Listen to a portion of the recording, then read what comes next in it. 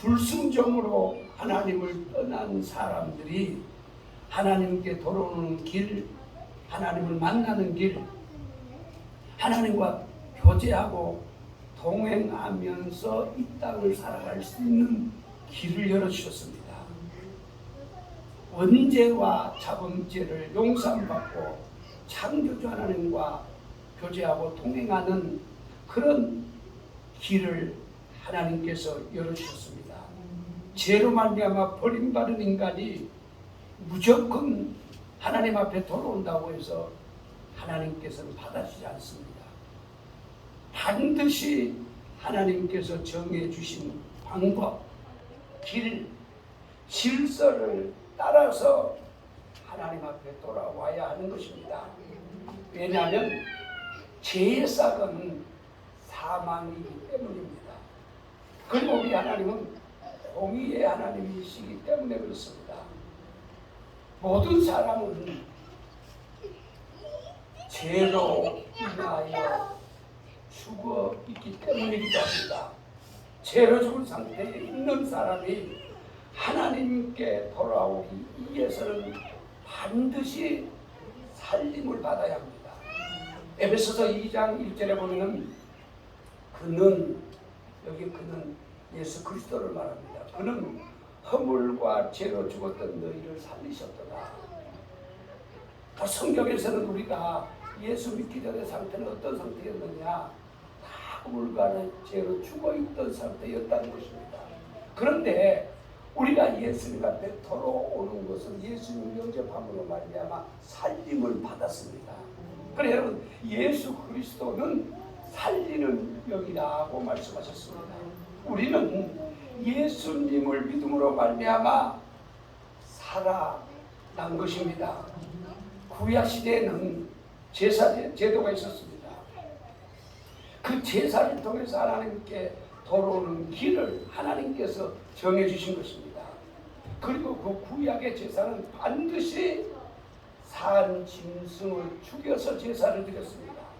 그러면은 왜 하나님 앞에 구약의 제사는 산 짐승을 죽여야 했습니까? 그것은 사람이 범죄한 것 때문에 사람이 죽으면 끝나는 것이고 지옥의 형벌을 받는 것이기 때문에 사람 대신 짐승이 죽었던 것입니다. 구약 시대에 짐승을 죽여 제사를 드리는 목적이 분명합니다. 죄 용서를 받고 하나님을 만나고 하나님과 교제하고 하나님과 동행하기 위해서였습니다. 하나님께 제사를 드리고 교제하고 동행하는 것은 하나님과의 관계가 회복되는 것입니다. 에덴 동산에서 하나님 아담과 하와가 불순종함으로 말미암아 하나님과의 관계가 완전히 파탄났습니다. 그런데 구약의 제사는 그 파탄난 관계를 회복시키는 것이 바로 제사였습니다. 원죄와 자범죄로 파괴된 하나님과의 관계를 회복하는 것이 구약에는 제사였습니다. 아벨은 양의 첫 새끼와 그 기름으로 하나님께 제사를 드렸습니다. 아벨이 제사를 드린 목적은 하나님과의 관계 회복을 위해서였습니다. 성경에 보면 에녹은 300년 동안 하나님과 동행했다고 했습니다. 그런데 에녹인 제사라는 말씀이 없습니다. 그런데 반드시 에녹도 하나님께 제사를 드렸을 것이고 그 제사를 통해서 하나님과 관계가 회복되고 하나님과 교제를 하게 되었고 동행을 했다는 것을 우리는 믿어야 합니다. 에녹은 구약의 사람입니다. 그런데 요한복음 1장 19절에 보니까 세례 요한은 예수님을 보고 이렇게 말씀합니다. 보라, 세상 죄를 지고 가는 하나님의 어린 양이로다. 예수님은 사람이신데 보라, 세상 죄를 지고 가는 하나님의 어린 양이로다 라고 하셨습니다. 세례 요한이 그렇게 한 것은 예수님을 구약의 제물에 비교해서 그렇게 말한 것입니다. 그러니까 구약의 제사는 왜 반드시 산 짐승을 잡아 하나님 앞에 드려야 돼요. 그것은 뭐예요? 제사함을 받는 길, 하나님을 만나는 길, 하나님과 뭐예요? 관계가 회복되는 길을 말하는 거예요. 그래 예수님께서는 그 일을 위해서 오셨다는 것을 말씀하고 있습니다. 예수님은 온 세상 죄를 지시고 십자가에 달려 죽으시고 사흘 만에 부활하셨습니다. 구약의 모든 제사는 실제로 그렇게 있었는데 역사적인 사실인데 또한 이어서 그 모든 구약의 제사는 예표라는 것입니다. 뭐요? 장차 예수님이 이 땅에 오셔서 십자가를 지시고 죽으시고 살아나실 것에 대한 예표라는 거예요. 또 다른 말로 하면 구약의 모든 제사는 짐승을 잡아 죽여서 제사를 드렸는데 그 짐승을 죽여서 제사를 드리는 이유가 무엇이냐? 제사함을 받고 하나님과의 관계 회복되기 위함이라는 거예요. 그런데 여러분요, 그 모든 것은 예수 그리스도의 모형이라는 거예요. 예수 그리스도는 그래서 여러분 이 세상에 오신 것은 인류의 모든 죄를 사해 주시기에 오셨는데 예수님은 제물이셔요. 구약의 짐승. 그래서 세례 요한이 여러분요 예수님을 보고 보라 세상 죄를 지고 가는 하나님의 어린 양이로다 라고 말씀하고 있습니다. 구약에는 짐승을 죽여서 하나님 앞에 나아갔고 신약에는 뭐예요? 예수님이 제물이 되어 주셨기 때문에 구약 표현대로 하면 예수님이 뭐예요? 짐승이에요. 이상하지? 그 말은 뭐예요? 우리의 모든 죄를 다 담당하시고 구약의 제사를 들 때 짐승이 죽은 것처럼 예수님이 십자가에 죽으셨다 그 말이에요. 예수님이 십자가에서 죽으신 것은 우리의 원죄와 모든 자범죄를 용서해 주시고 하나님과 만날 수 있는 길을 만들어 주신 거예요. 하나님께 나올 수 있는 길, 하나님을 만날 수 있는 길, 하나님과 교제할 수 있는 길, 하나님과 동행할 수 있는 길을 예수님이 다 열어놓으신 겁니다. 그래서 여러분 신약에 우리는 여러분 예수님이 제물이 되어주셨기 때문에 우리는 여러분 짐승을 잡아 제사를 드리지 않아요. 요한복음 14장 16절을 보면 예수께서 이르시되 내가 곧 길이요 진리요 생명이니 나로 말미암지 않고는 아버지께로 올 자가 없다라고 말씀하셨어요. 예수를 통하지 않고는 우리가 제사 받는 길이 없어요. 예수님을 통하지 않고는 하나님 앞에 나아갈 수 있는 길, 하나님과 교제할 수 있는 길, 하나님과 동행할 수 있는 길이 없어요. 그 오직 예수로만이 제사함을 받을 수 있고 예수님을 통해서 하나님 앞에 나아갈 수 있고 교제할 수 있고 동행할 수 있다는 걸 믿으시기 바랍니다. 그래서 여러분 우리가 기도도 누구 이름으로 하셔요? 예수 이름으로 하는 거예요. 우리 신약의 사람들은 무엇을 하든지 예수 이름으로 하는 거예요.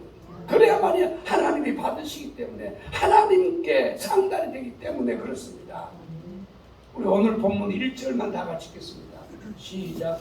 그러므로 우리가 믿음으로 의롭다 하심을 받았으니 우리 주 예수 그리스도로 말미암아 하나님과 화평을 누리자. 자 여러분 그러므로 우리가 믿음으로 의롭다 하심을 받았으니 우리 주 예수 그리스도로 말미암아 하나님과 화평을 누리자. 자 앞을 보겠습니다. 우리가 의롭게 된 것은 누구로 말미암아? 예수님으로 말미암아 의롭게 되었다는 것입니다. 여기에 의롭다 함을 받았다는 것은 죄 없다고 하나님께로부터 칭함을 받았다는 거예요. 우리는 구원받은 후에 여전히 죄를 짓고 살아요. 또 앞으로도 계속 죄를 지을 거예요. 그런데 예수님을 믿었기 때문에 우리는 여러분 하나님께서 죄 없다고 칭해 주신다는 거예요. 우리가 의롭게 된 것은 누구로 말미암아? 예수님으로 말미암아. 우리가 하나님 앞에 원죄와 자범죄를 용서함 받은 것은 누구로 말미암아? 예수님으로 말미암아.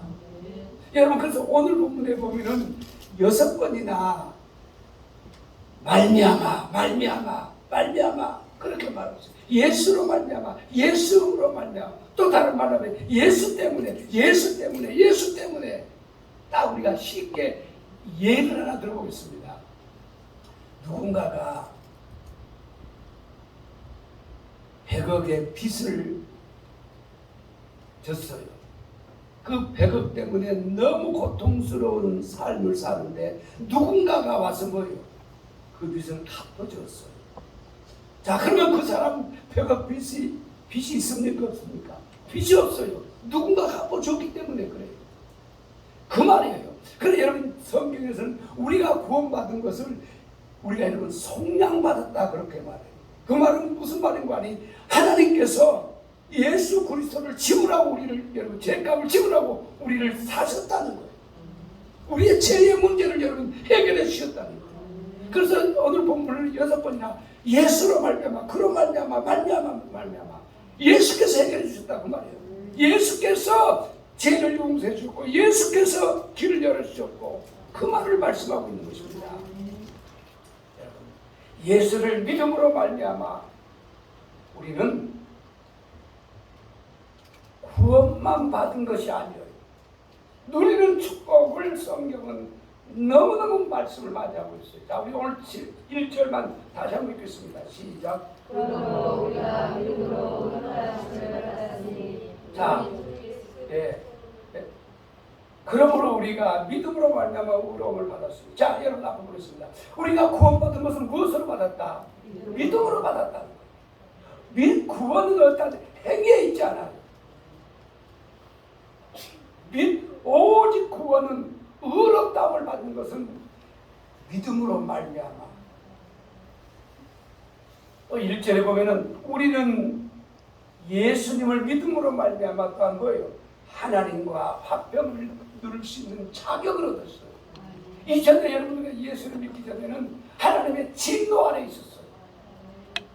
하나님과 우리 사이에 세상에 그 어떤 것으로도 치울 수 없는 벽이 놓였어요. 그런데 예수님으로 말미암아 그 하나님의 진노는 다 거쳐졌어요.